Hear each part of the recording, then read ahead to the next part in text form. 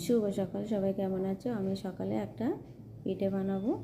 নারকেলের পুরটা তৈরি করে নিয়েছি খেজুরের মিষ্টি দিয়ে। পুরটা আমার রেডি হয়ে গেছে। কিছুটা চালের গুঁড়ো আমি অল্প একটু লবণ দিয়ে হাত দিয়ে মেখে নিয়েছি। এদিকে আমি একটা গামলিতে জল বসিয়ে দিয়েছি, জলটা ফুটে গেছে। আর উপরে একটা ছিদ্র থালা বসিয়ে দিয়েছি।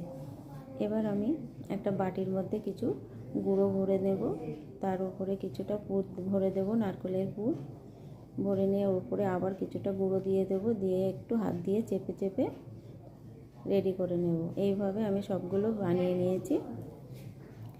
এবার আমি একটা সাদা কাপড় নেব, সাদা কাপড় উপর দিয়ে দিয়ে এবার আমি উপরে থালাটার উপরে বসিয়ে দেব। এইভাবে সবকটা পিঠে এইভাবে বানিয়ে নেব। এবার আমি বাটিটা তুলে নেব, নিয়ে এবার একটু কাপড়টা মুড়ে দিয়ে ভাপে দিয়ে ঢাকা দিয়ে কিছু সময় রেখে দেব। এবার আমার পিঠেটা রেডি হয়ে গেছে। কেমন হলো কমেন্টে জানিয়েও, ভালো লাগলে লাইক কমেন্ট শেয়ার করে দেবে। রেডি হয়ে গেছে ভাপা পিঠে।